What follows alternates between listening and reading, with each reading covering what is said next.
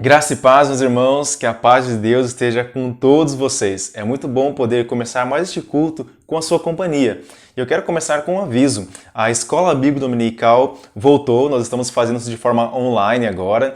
A classe dos jovens, homens e mulheres estão se reunindo nos domingos às 9 horas da manhã e a classe dos adolescentes aos sábados às 17 horas. Esses encontros estão acontecendo de forma online, como eu disse, através do aplicativo Google Meet. Vocês vão perceber que é bem tranquilo de mexer, você pode acessar tanto pelo computador quanto pelo aplicativo do celular, tá? Então cada professor vai enviar esse link para o seu grupo de alunos para que possa participar. E eu quero te incentivar a participar e continuar aprendendo a palavra de Deus, tá bom? O segundo aviso é se você quiser participar desse culto, seja cantando, lendo um poema, um texto, fique à vontade, esse espaço é nosso. Eu quero te incentivar a participar também para que esses encontros possam tanto ter a comunhão aí no seu lar com você e sua família, quanto nós aqui, de vez em quando aparecendo aqui, participando deste culto, tá bom? Eu quero ler um texto com vocês que está em Filipenses capítulo 1, versículo 8, que diz assim: Deus sabe do meu amor por vocês e da saudade que tenho de todos, e com a mesma compaixão de Cristo Jesus. Paulo, quando escreve esse texto, ele está preso e quase que em um buraco praticamente, em uma masmorra. Mas o que me chama a atenção aqui é que essa carta de Filipenses é conhecida como a carta da alegria. E é interessante nesse texto que Paulo ele externa sua saudade dessa igreja, essa saudade desses irmãos. Da mesma forma, de forma semelhante, eu quero externar a saudade que eu tenho dos irmãos e a expectativa de poder revê-los e ter nossos encontros presenciais. Eu creio que não só eu, mas todos nós sentimos falta disso. Mas entendemos que esse retorno precisa ser gradual, com bastante sabedoria e discernimento, né? Então eu quero te convidar a orar por isso, orar por esse motivo, para que nós possamos ter sabedoria, prudência e entender como é esse processo de retorno, tá bom? Então vamos orar pedindo a Deus graça sobre nossas vidas e direção sobre esse momento que é tão importante para nós de retorno, de adequação a esse novo normal que nós estamos vivendo. Vamos orar? Pai, somos gratos ao Senhor por tudo que o Senhor tem feito e tem realizado em nossas vidas, ó Deus. Te louvamos, Senhor, porque o Senhor tem cuidado de nós, tem preservado a nossa vida, nos dado fôlego de vida, saúde e suprindo todas as nossas necessidades, ó Deus. Somos gratos ao Senhor por isso. Colocamos diante do Senhor, ó Pai, essa expectativa de retorno, ó Pai. Que o Senhor esteja nos direcionando, dando sabedoria, ó Deus, à liderança dessa igreja, a todos nós, os irmãos dessa igreja. Que o Senhor nos conduza, nos direcione, para que toda decisão possa ser tomada conforme a Tua vontade, com muita sabedoria e com muito cuidado, Senhor. Abençoe esse momento de culto, direciona nossas vidas, fala nossos corações e receba a nossa adoração. No nome de Jesus. Amém. Amém? Vamos louvar o Senhor?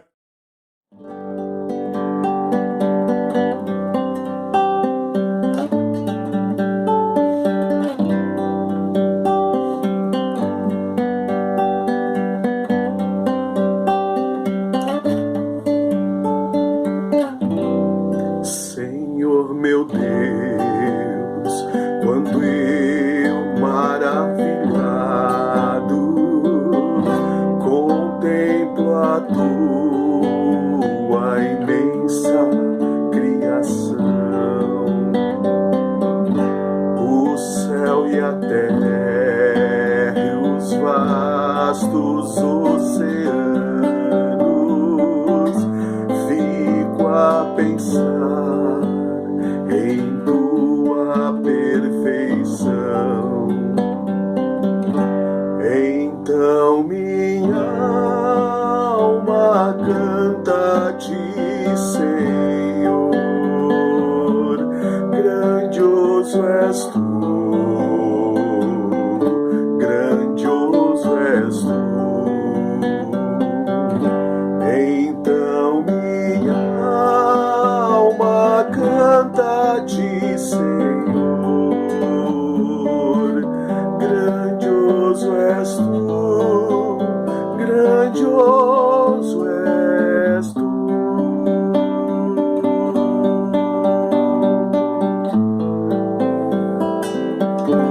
Ao caminhar nas matas e florestas,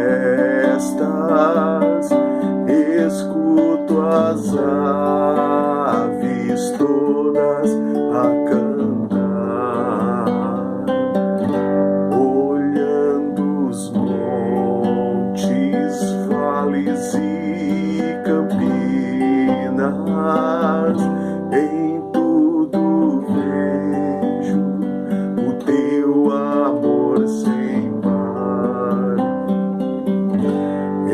Então minha alma canta a ti, Senhor, grandioso és tu, grandioso és tu. Então minha alma canta a ti, Senhor, grandioso és tu, grandioso és tu.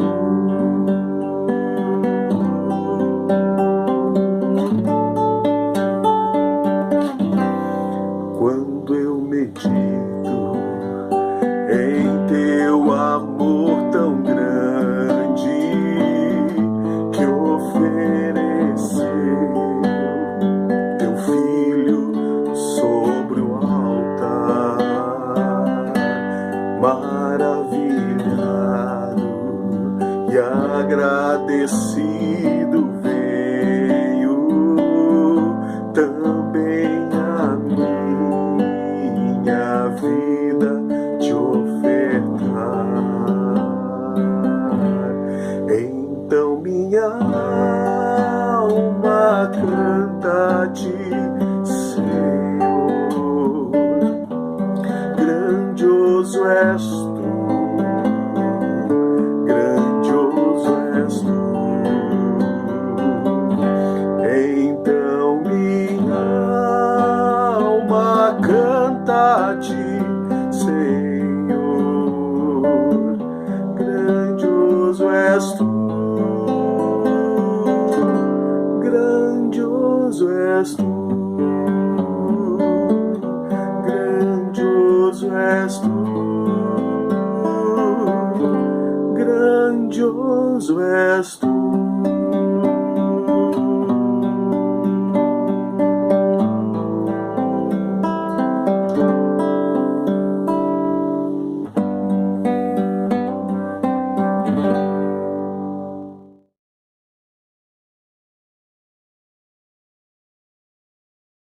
Boa noite, meu irmão, minha irmã. Que a graça e a paz do nosso Senhor e Salvador Jesus Cristo seja sobre a sua vida. Nós nos encontramos novamente para que tenhamos esse momento de estudo, de meditação, de reflexão na palavra do Senhor. Desde já nós agradecemos ao nosso Deus por mais essa semana que nós passamos. Tenho certeza que o Senhor nos sustentou, como Ele sempre faz durante esse momento. Lutas vieram, mas também pudemos celebrar alguns momentos de vitória, de alegria, e por isso então o nosso coração se encontra feliz no Senhor em todo tempo, em todos os momentos. Nós agradecemos ao nosso Deus por esse momento também, onde nós podemos aqui já louvar ao nosso Senhor através das canções, agradecer ao nosso Deus através das orações que nós fizemos, pois tudo aquilo que nós estamos fazendo tem um único alvo, tem um único objetivo, que é engrandecer, que é exaltar o nome do nosso Senhor. Eu sei que você está junto nesse propósito e a nossa oração é para que nós alcancemos esse nosso objetivo, de Deus ser engrandecido, de o Senhor ser exaltado em tudo aquilo que nós fazemos e agora de maneira específica através deste culto, pois é o serviço que nós prestamos ao Senhor. Eu quero compartilhar com você nessa noite um texto da palavra do nosso Deus, que encontra-se lá no Evangelho de Lucas, no capítulo 17. Nós vamos lê-lo a partir do versículo 1, que nos diz assim: Jesus disse aos seus discípulos: é inevitável que aconteçam coisas que levem o povo a tropeçar, mas ai da pessoa por meio de quem elas acontecem. Seria melhor que ela fosse lançada no mar com uma pedra de moinho amarrada no pescoço, do que levar um desses pequeninos a pecar. Tomem cuidado. Se o seu irmão pecar, repreende-o, e se ele se arrepender, perdoe-lhe. Se pecar contra você 7 vezes no dia, e 7 vezes voltar a você e disser: estou arrependido, perdoe-lhe. Os apóstolos disseram ao Senhor: aumenta a nossa fé. Ele respondeu: se vocês tiverem fé do tamanho de uma semente de mostarda, poderão dizer a esta amoreira: arranque-se e plante-se no mar, e ela lhes obedecerá. Qual de vocês que, tendo um servo que esteja arando ou cuidando das ovelhas, lhe dirá quando ele chegar do campo: venha agora e sente-se para comer.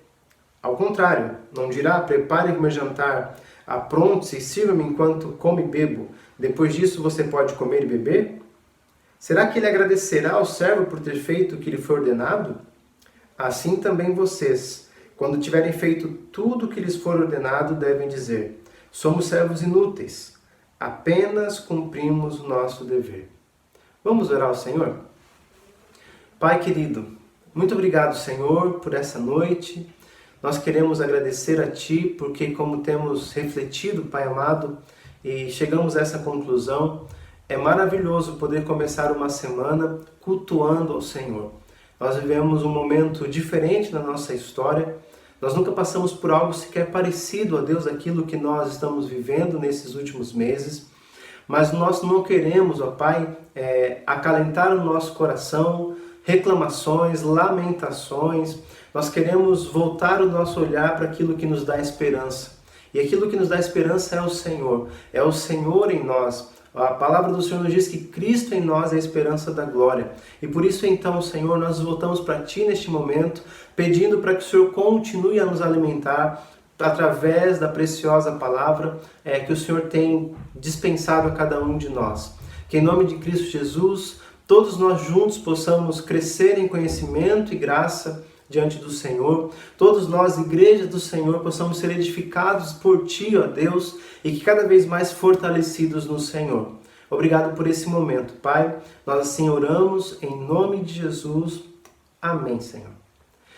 Você já percebeu que Jesus ele faz muitos pedidos difíceis para os seus discípulos?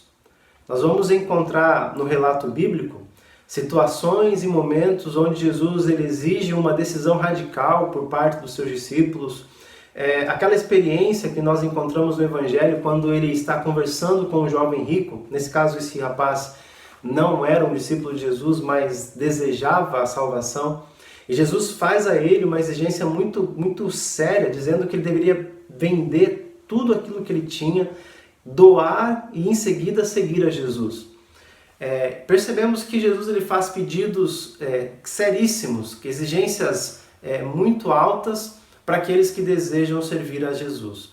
Até porque Jesus ele não aceita de mim e de você nada menos do que a totalidade do nosso ser. Se eu estiver 50% comprometido com Cristo, eu não estou comprometido com Ele. Se eu estiver 90% comprometido com Cristo, eu não estou comprometido com Ele. Eu preciso estar 100% comprometido com Cristo. E aqui eu preciso dizer que nós não podemos confundir esse 100% de comprometimento com perfeição. Porque pode ser que neste momento alguém tenha pensado assim: mas eu não tenho como então dizer que sou um discípulo, que sou uma discípula de Jesus, porque eu falho, eu erro, eu peco. São duas coisas completamente diferentes. Pecamos eventualmente, isso é o que o cristão faz, né? O cristão não é perfeito.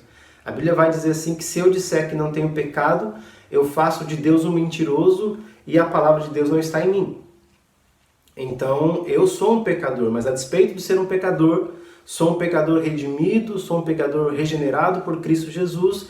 E os pecados que cometo, eles são pecados eventuais, ele não pode ser uma constante na minha vida. O pecado não pode ser um lugar onde eu convivo frequentemente, não. Ele precisa ser algo esporádico. E nós tratamos com esse pecado, todos nós que servimos e somos discípulos de Jesus, tratamos esses pecados eventuais, esporádicos, com a confissão, o arrependimento e essa confirmação e esse entendimento de que fizemos errado e que precisamos do perdão do Senhor. Então, Jesus ele exige esse comprometimento total. Eu preciso estar completamente comprometido nesse discipulado, nesse segmento de Jesus. E o texto que nós acabamos de ler e ouvir vai nos contar justamente um momento como esse, onde Jesus exige algo que consideramos muito difícil dos seus discípulos. E ele vai começar essa história falando de uma situação que é muito comum no mundo que nós vivemos. Embora nós não gostemos disso, embora nós não aprovamos isso que nós vemos, Jesus diz assim que é inevitável, ou seja, por mais que nós nos esforcemos, por mais que nós preguemos, por mais que busquemos viver uma vida agradável a Deus, por mais que nós possamos fazer absolutamente tudo que estiver ao nosso alcance, por mais que a igreja ore em todo momento, Jesus diz assim que é inevitável que aconteçam coisas que levem o povo a tropeçar. Eu preciso aceitar essa verdade. E ao aceitar essa verdade, eu não posso também me entregar a essa situação e dizer assim, já que vai acontecer mesmo, então eu não vou nem fazer absolutamente nada. Não, nós não nos entregamos ao fatalismo, mas precisamos entender que essas coisas elas acontecerão, elas continuarão acontecendo. Então Jesus traz essa primeira verdade para nós e eu entendo que ele fala isso para nós, para que nós possamos lidar de maneira correta com essas situações. Então ele diz, é inevitável que tais coisas aconteçam. Não especifica que tropeço é esse, né? Porque esse tropeço pode ser várias coisas. Mas ele então continua dizendo, a questão ou o problema não é o fato do tropeço acontecer, mas sim aquele que leva o outro a tropeçar. Pois ele diz, mas ai da pessoa por meio de quem elas acontecem. Então o problema não é o tropeço, mas sim o instrumento que leva, ou o agente desse tropeço. E Jesus diz que isso é tão sério, que seria melhor para essa pessoa que ela fosse lançada no mar com uma pedra de moinho amarrada no pescoço, do que levar um desses pequeninos a pecar. O contexto é o contexto de vida cristã, um contexto é um contexto de seguimento de Jesus, e Jesus está dizendo que algumas situações elas acontecerão, e isso é inevitável, vão acontecer por conta da maldade do ser humano. E ele então fala assim, uma vez que isso vai acontecer, aquele que corre risco é justamente aquele que tem esse sentimento maldoso no coração de levar um desses meus pequeninos, e quando nós falamos de pequeninos, ou quando a Bíblia fala de pequeninos, Jesus está referindo-se aos seus seguidores. Ele fala assim que o problema está justamente nesses que são agentes de tropeço para os seus seguidores. E ele fala que seria melhor que essa pessoa desaparecesse. Eu considero essas palavras extremamente fortes de Jesus Cristo. Jesus ele não está incentivando aqui, como alguns poderiam ser levados a pensar, ao suicídio ou assassinato. Não é isso. O que Jesus está nos levando a pensar é que nós devemos considerar de maneira muito séria a nossa conduta para ver se nós estamos caminhando de forma que está levando o nosso próximo ou o nosso irmão a se desviar dos caminhos de Cristo. Como é que eu estou vivendo? Eu tenho uma responsabilidade espiritual sobre a vida do meu irmão, sobre a vida da minha irmã, no que diz respeito a não incitá-los ao pecado e ao tropeço. Um exemplo disso, Paulo vai nos contar na primeira carta aos Coríntios, quando ele fala assim, se eu comer carne, né, a carne que era sacrificada aos ídolos, que eram vendidas nos mercados de Corinto, e essa carne era a melhor carne, porque eram carnes que eram levadas para os templos para que fossem oferecidas aos deuses, aos ídolos. E essas carnes, então, os açougueiros iam lá, compravam do templo e vendiam nos seus açougues. Então, o cristão chegava lá para comprar essa carne, e aí a dúvida era, devo comprar ou não? Paulo diz assim, o que você deve exercer nesse momento é o seu senso de amor ao próximo. É a sua consciência. Por quê? Porque se ao comer a carne consagrada ao ídolo, e ele vai explicar para nós que o ídolo não é nada. Para aquele que acredita, o ídolo não é absolutamente nada. Agora, se alguém que se converteu, um cristão novo na fé, vir você comer carne, e se esse cristão novo da fé se desviar por causa disso, se aquilo for uma tentação, for um tropeço para este novo na fé, é melhor que você não coma. Então, por amor a ele, não coma. E é o que Jesus está dizendo aqui, nos levando a pensar justamente isso, que a minha conduta, ela deve ser pensada de tal maneira que eu possa conduzir ao outro sempre a edificação, que eu possa conduzir ao outro sempre a santificação. Nunca a minha vida deve ser um motivo, um exemplo, ou então mesmo um incentivo à prática do pecado. Por isso que então Jesus termina essa sua fala inicial dizendo, tomem cuidado, tomem cuidado. É uma advertência, Então toda a minha vida ela deve ser vivida de maneira que ela não seja um incentivo ou um tropeço na vida do meu irmão, na vida da minha irmã, mas essa prática cristã ela deve ser exercitada de tal maneira que a nossa vida, a nossa caminhada com Cristo seja um forte motivador de uma vida santa na vida dos nossos irmãos. E o desafio que Jesus apresenta logo na sequência, ele é muito grande, porque ele diz assim: se o irmão pecar, repreenda-o, e se ele se arrepender, perdoe-lhe.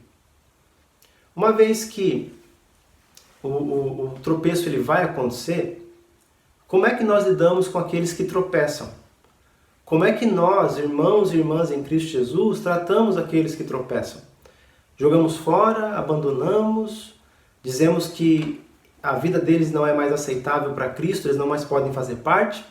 Como é que a gente trata isso? Jesus ele diz assim que tanto o pecado deve ser levado a sério na minha vida, como também eu preciso olhar o pecado com seriedade na vida do meu próximo. E como é que eu trato isso na vida do meu irmão? Se eu tenho consciência, se eu tenho conhecimento de que aquela pessoa está vivendo uma vida em pecado.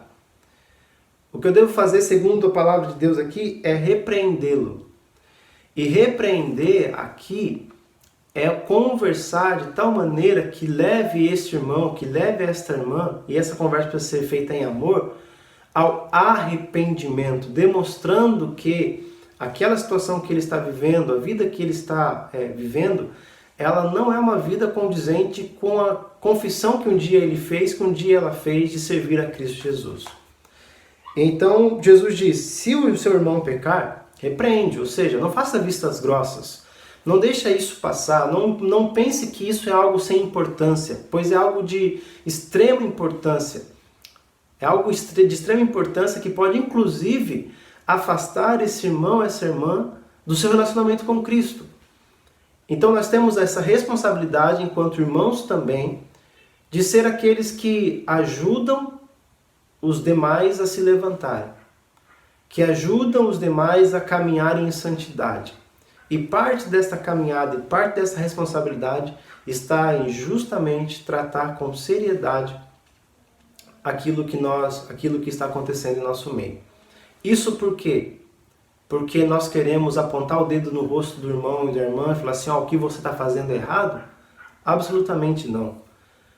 O objetivo maior aqui é justamente a restauração.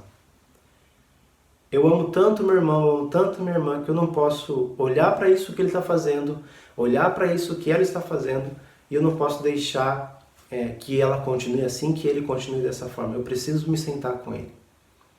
E você vai perceber, de acordo com o texto bíblico, que essa primeira conversa, ou essa conversa, ela é uma conversa íntima. Se o seu irmão pecar, repreende-o. Repreende-o. Mateus, no capítulo 18, Jesus vai nos ensinar como também proceder, e ele vai dizer justamente isso. Se o seu irmão pecar contra você, vá até o seu irmão, converse com ele, e se ele se arrepender, você ganhou o seu irmão. A maneira de tratar também não é expondo, não é gritando, não é falando para todo mundo, absolutamente não. O objetivo sempre deve ser a restauração, a cura, a trazer novamente aquele irmão, aquela irmã, para esse convívio e para uma vida santa na independência do Senhor. Jesus diz, se ele pecar, repreende, e se ele se arrepender, perdoe. Se ele se arrepender, perdoe. E então Jesus vai deixando ainda mais difícil, porque ele fala assim, se pecar contra você 7 vezes no dia, e 7 vezes voltar a você e disser, estou arrependido, perdoe-lhe. Enquanto discípulos de Jesus, o que nós devemos fazer? É ter em nós a disposição para perdoar quantas vezes o nosso irmão precisar. O nosso irmão precisar. Então a medida de um coração perdoador não está naquele que perdoa, mas está sim na necessidade do outro. Se o seu irmão, ou se o seu irmão pecar, repreende-o, e se ele se arrepender, perdoe. Agora, se o seu irmão pecar contra você 7 vezes no dia, e 7 vezes ele vier arrependido até você, perdoe. Uma vez eu posso considerar, 2 vezes sim, 3 vezes eu já acho abuso, não mais, acabou, chega. Jesus fala assim, todas as vezes em que o irmão chegar para você arrependido e dizendo a você assim, me perdoe, Jesus vai dizer para mim e para você, filho, filha, perdoe. Acha difícil? Você não está sozinho não, porque eu também acho muito difícil. Mas nós também não estamos sozinhos, porque os discípulos de Jesus, eles também acharam difícil. Tanto que eles respondem a Jesus assim, versículo 5, os apóstolos disseram ao Senhor, aumenta a nossa fé. Pode parecer estranho nesse momento aqui da história, Jesus falando sobre pecado, Jesus falando sobre perdão de pecado, os discípulos falarem, Senhor, aumenta a nossa fé. Por que será que os discípulos disseram isso aqui? Eles disseram isso justamente porque eles sabiam que eles não tinham condições de fazer aquilo que Jesus estava pedindo a eles. Então esse pedido de aumento de fé era, Senhor, nos dá condições de fazer o que o Senhor está fazendo, porque neste momento a nossa fé não é suficiente para isso. Na visão dos discípulos, eles não tinham fé suficiente para obedecer Jesus Cristo naquilo que Jesus estava pedindo, porque eles consideravam o pedido de Jesus algo muito grandioso, algo muito difícil.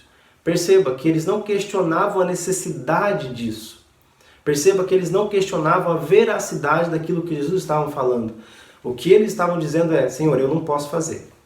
Eu não consigo fazer. Reconheço que o Senhor está falando, aquilo que o Senhor está dizendo é pura realidade. É inevitável que os tropeços venham, eles vão vir, eles vão acontecer, isso vai surgir, uma hora ou outra vai aparecer. Reconheço também, Senhor, que nós temos que tomar muito cuidado para não sermos estes que causam tropeço, aqueles que são motivo, são agentes de tropeço na vida dos irmãos. Eu tenho que fazer um autoexame, olhar para a minha vida, perceber se as minhas escolhas estão corretas diante da Tua Palavra, se a minha maneira de proceder está correta, se eu não estou sendo motivo de escândalo para o meu irmão, para a minha irmã, se eu não estou usando a liberdade espiritual que tem em Cristo Jesus para afastar as pessoas do Senhor, se eu não tenho sido negligente com as minhas responsabilidades cristãs, se eu não tenho vivido de maneira inconsequente, se não tenho sido amoroso e se as minhas práticas não têm sido baseadas em amor. Eu reconheço absolutamente tudo isso, Senhor. Agora, a dificuldade está justamente nesse ponto. Perdoar. Porque às vezes parece que quando nós perdoamos alguém, nós estamos sendo passados para trás. Parece que quando nós perdoamos alguém, a justiça ela não está sendo feita. Então, os discípulos, se você acha difícil perdoar, assim como eu também acho difícil perdoar, você e eu, nós não estamos sozinhos. Os discípulos de Jesus também consideravam isso, tanto que eles disseram para o Senhor, Senhor, aumenta a nossa fé, porque nós não, agora, desse jeito que nós estamos, não temos condições de fazer. A resposta de Jesus, ela é da mesma forma como toda a vida de Jesus Cristo, ela é surpreendente e os discípulos não esperavam por essa resposta. Pois Jesus diz a eles assim, se vocês tiverem fé do tamanho de uma semente de mostarda, a semente de mostarda ela é muito pequena. Depois, em uma outra situação, Jesus falando, melhor, antes disso, Jesus falando sobre o reino de Deus, ele vai compará-lo ao grão de mostarda, dizendo que ele começa muito pequeno, mas depois que cresce, ela fica muito grande, esta árvore, e ela inclusive abriga pássaros nela. Ela torna-se abrigo para outros. E Jesus vai dizer que o reino de Deus é assim. Começa pequeno, mas ele cresce. Então Jesus diz, se vocês tiverem fé do tamanho de um grão de mostarda, poderão dizer a esta amoreira, arranque-se e plante-se no mar, e ela lhes obedecerá. O que Jesus está dizendo para os discípulos é, vocês não precisam ter mais do que tem hoje para me obedecer. E essa resposta de Jesus ela é válida para nós hoje. Você e eu não precisamos ter mais fé hoje para obedecer a Jesus. Eu não sei se você está passando por algum conflito, por alguma crise de fé, uma crise espiritual. Eu não sei se neste momento da sua vida você está diante de uma situação crucial que você precisa decidir, você está tendo dificuldade para tomar essa decisão em obedecer a Deus ou não. Eu quero dizer a você que neste momento você não precisa de mais fé que você tem hoje para obedecer a Jesus. Você não precisa que o que Deus derrame sobre sua vida agora um balde de fé e você ficar cheio de fé e você dizer assim, agora eu posso fazer. Absolutamente não. Porque sabe o que nós precisamos, meu irmão e minha irmã, para obedecer a Jesus Cristo? Sabe o que nós precisamos hoje para pensar no contexto aqui que Jesus está tratando com seus discípulos e, consequentemente, tratando conosco? Sabe o que nós precisamos para obedecer a Jesus hoje e fazer aquilo que Jesus está pedindo hoje? Abra bem os seus ouvidos agora, aguce bem os seus ouvidos agora para me ouvir aqui e eu não vou falar nada novo para você. O que você precisa fazer é decidir fazer. Decidir fazer. Porque Jesus fala assim, olha, se vocês tiverem fé do tamanho de uma semente de mostarda, de um grão de mostarda, vocês poderão dizer a esta amoreira, arranque-se e plante-se no mar, e ela lhes obedecerá. Humanamente falando, coisas impossíveis. Imagine você, se você passar nas ruas hoje, da sua casa aí em frente, de repente você vira uma pessoa lá de máscara, né? Porque ninguém pode andar sem máscara na rua hoje. Essa pessoa de máscara está conversando com uma amoreira. O que você pensaria dessa pessoa? Em primeiro lugar, você pensaria que ela estaria fora do seu juízo. O que essa pessoa está fazendo conversando com uma árvore? Mas não apenas ela está dizendo assim, árvore, saia daqui e vá plantar-se lá em Cananéia, no mar de Cananéia. Árvore, saia daqui e vá plantar-se lá no mar de Ilha Comprida, ou lá no mar do Rio de Janeiro. Como é que você receberia essas palavras dessa pessoa que estaria conversando com essa árvore? Estranho, não?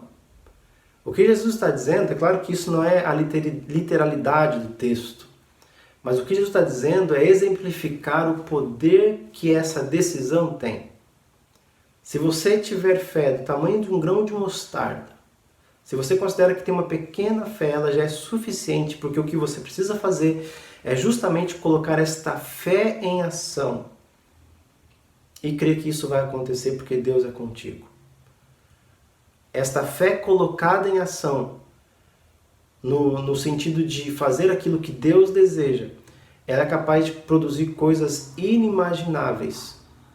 Ela é capaz de produzir aquilo que nós não esperamos. Ela é capaz de realizar aquilo que nós olhamos para aquilo e pensamos assim, isso é impossível. A fé colocada em ação, mínima que seja que você considere, ela é capaz de realizar coisas inimagináveis. Talvez hoje você olhe para a pessoa que você guarda aí no seu coração, que criou raiz aí, você pense, essa pessoa eu não posso perdoar nunca. Coloque a sua fé em ação. Jesus Cristo nos chamou para obedecê-lo. E eu sei que tem fé em você. Não sei dizer o tamanho da sua fé. Mas eu sei que tem fé. E essa fé que você tem, ela é suficiente para que você caminhe em obediência diante do Senhor. Quando isso acontecer, você vai sentir algo maravilhoso. E nós temos que, inclusive, olha como Jesus é tão grandioso, tomar cuidado com esse sentimento. Por quê?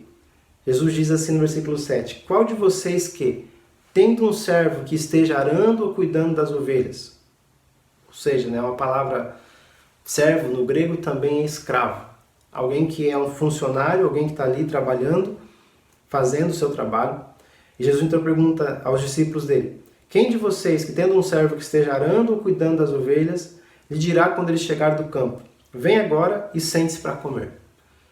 Não há uma inversão aqui de valores. O servo, ele serve. E então Jesus continua. Ao contrário, não dirá, prepare o meu jantar, apronte-se e sirva-me enquanto como e bebo. Depois disso você pode comer e beber? Então você tem um senhor e um servo. O servo vai servir e o senhor vai ser servido. Depois que o servo servir, ele vai se alimentar. Será que ele agradecerá ao servo por ter feito o que lhe foi ordenado?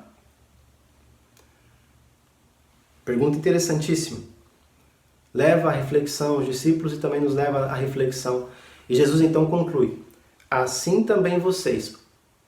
Opa, percebemos que Jesus estava falando dos próprios discípulos aqui. Os discípulos que entenderam que os tropeços seriam inevitáveis.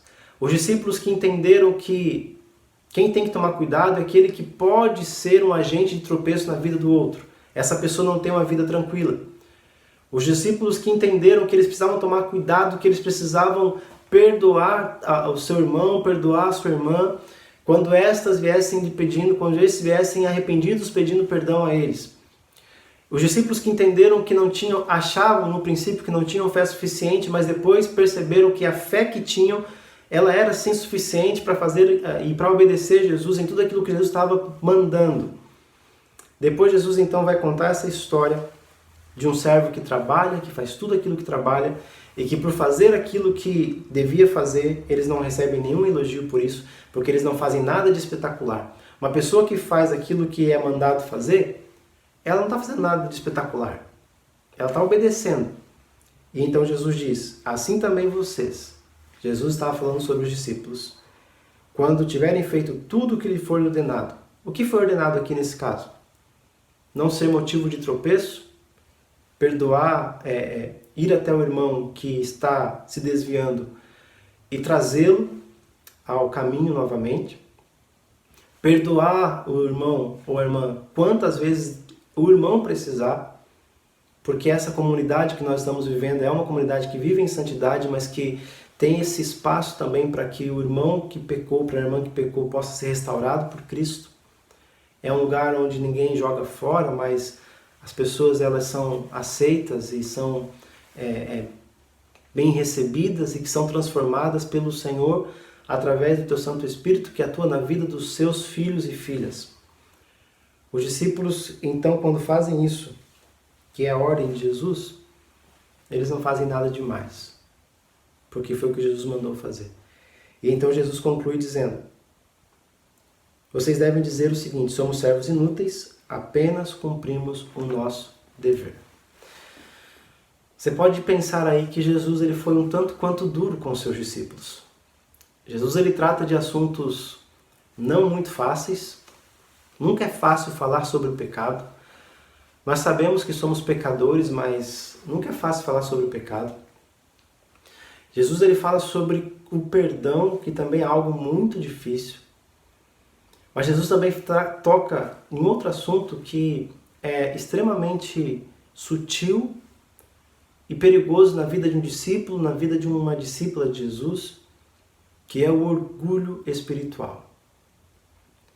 É aquele sentimento da pessoa se achar superior aos outros por conta da sua obediência, por conta da sua santidade, por conta da sua devoção, por conta da sua espiritualidade.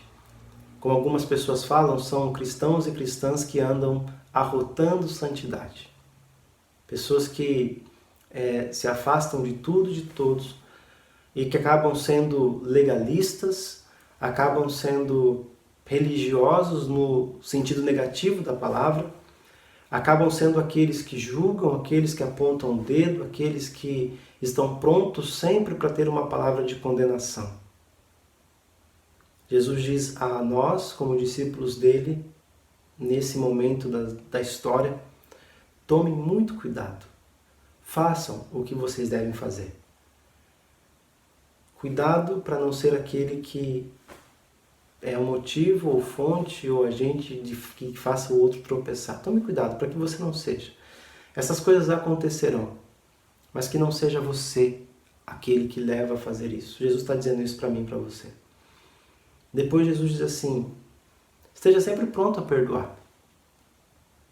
Não é fácil, mas é possível, pois você tem fé suficiente para isso. É necessário uma decisão. E quando isso acontecer, não se sinta superior. Quando nós perdoamos alguém, nós não somos superiores a essa pessoa porque fomos nós quem perdoamos. Não, gente, não. É tudo uma obra do nosso bom Deus. A Bíblia diz assim que aquele que está em pé, cuide para que não caia. E tudo aquilo que nós fazemos pelo Senhor e para o Senhor. Então, se nós temos tido a graça para caminhar em uma vida em santidade, essa santidade não é uma santidade que separa, mas ela é uma santidade que caminha sempre na direção do outro. Então, se eu estou assim, é por causa do Senhor.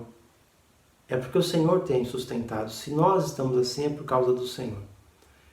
Se nós temos tido a decisão de perdoar, é tão somente por causa do Senhor. Porque nós admitimos, como os discípulos admitiram, que é muito difícil fazê-lo. Então, se temos feito, é porque o Senhor tem estado conosco. E que essa nossa vida cristã não seja ela motivo de um orgulho espiritual que nos faz sentir superior e que nos afaste de Deus e do nosso irmão e da nossa irmã. Que você e eu, no reino de Deus, possamos ser aqueles que não conduzem ao pecado, mas conduzem à restauração, ao amor, à reconciliação, através do perdão que o Senhor tem para todos nós. Que o Senhor nos abençoe nesta semana, que nós possamos continuar crendo que o Senhor está conosco e que nós possamos decidir viver em obediência ao Senhor e dando a Ele toda a glória que é devida. Vamos orar ao Senhor? Pai, muito obrigado, Senhor, pela história que o Senhor está escrevendo na vida de cada um dos nossos irmãos. Muito obrigado, Senhor, por este consolo e conforto que temos do Espírito Santo do Senhor. Muito obrigado, Pai, porque o Senhor tem falado ao nosso coração por Tua palavra. E essa palavra tem nos ensinado, esta palavra tem nos confrontado. Mas, sobretudo, ó Deus, esta palavra tem trazido alegria ao nosso coração, porque experimentamos alegria quando nós caminhamos em obediência ao Senhor. Ninguém, Pai, experimenta alegria vivendo no pecado. Ninguém, Senhor, experimenta alegria vivendo longe do Senhor. A verdadeira alegria é ter Cristo em nós. E por isso nós estamos alegres. Senhor, e diante disso nós admitimos, Pai, que os tropeços eles acontecerão. Eles são inevitáveis, de acordo com a Tua palavra. Mas nós devemos observar, Senhor, para que não sejamos nós aqueles que promovem os tropeços. Que não sejamos nós os promotores desses tropeços, Pai. Mas que sejamos, sim, promotores de perdão, de restauração, de reconciliação, Pai. Dá-nos a alegria, Senhor, de ver pessoas celebrando o perdão. Hoje, Senhor, nós com tristeza testemunhamos aqueles e aquelas que caminham com seus corações fechados para o seu próximo por alguma coisa que lhe aconteceu. Dá-nos a coragem, Senhor, de exercitar essa fé que já temos. O Senhor diz que é necessário uma fé do tamanho de um grão de mostarda para que aquilo que nós imaginamos hoje impossível aconteça. Para que vejamos um milagre acontecer na nossa vida. O milagre do perdão. Que nós possamos colocar a nossa fé em ação, Pai, pois isso só acontece quando é preciso. E que assim seja. E ao mesmo tempo, Senhor, oramos para que o Senhor nos livre de qualquer sentimento de orgulho, de arrogância, de altivez espiritual, por nos considerarmos superiores, ó Deus querido, porque nós estamos Te servindo e aquele outro não está. Porque pertencemos a uma determinada igreja, aquele outro não. Livra, Senhor, livra-nos desse mal, livra-nos dessa tentação, em nome de Cristo Jesus. E nos ensina cada dia mais, Pai, a perceber que o pecado, ele infelizmente nos igualou e nos nivelando todos por baixo, pois trouxe condenação sobre todos nós, mas que a graça do Senhor nos alcançou e por causa do sangue do Senhor vertido naquela cruz, da sua ressurreição, nós temos essa segurança e a certeza da vida eterna e a salvação do Senhor. Admitindo e reconhecendo isso, ó Pai, que nós sejamos estes que anunciam a Tua palavra, que anunciam que no Senhor há perdão, que anunciam que no Senhor há transformação e que o Senhor então nos permita ver muitas pessoas, ó Deus, ainda se rendendo e recebendo ao Senhor como único e suficiente Salvador. Que assim seja, Pai, em nossas vidas, que assim seja em nossa igreja, que a Tua palavra ela se cumpra em nós, em nome de Jesus.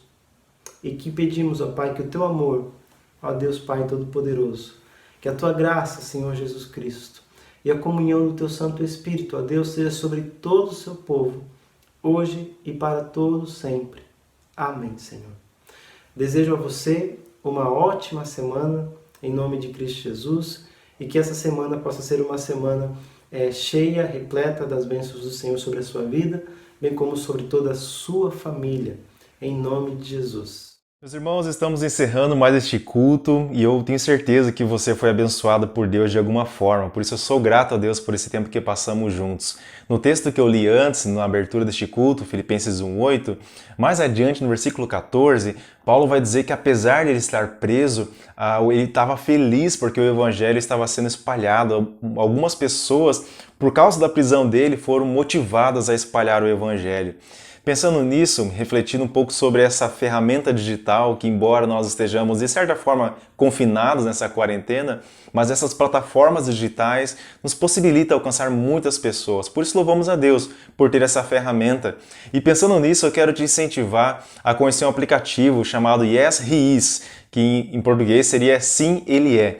É um aplicativo de evangelismo que nos ajuda, nos incentiva, nos motiva, nos dá orientações, dicas, truques de como anunciar Jesus às pessoas, como alcançar as pessoas através da palavra de Deus. Às vezes nós somos um pouco tímidos, não sabemos como falar, como se pronunciar, como portar, como abordar alguém. Esse aplicativo é muito legal porque nos dá algumas dicas bastante interessantes. Então eu quero te incentivar a baixar esse aplicativo, conhecer, experimentar ele e ser encorajado a partilhar do Evangelho do Senhor com outras pessoas através dessas ferramentas digitais, tá bom? Baixa esse aplicativo, experimenta lá, que vai te ajudar a colocar em prática aquilo que você tem aprendido, tá bom? Que Deus te abençoe, te dê uma boa semana, foi muito bom passar esse tempo contigo. Fica com Deus e até breve.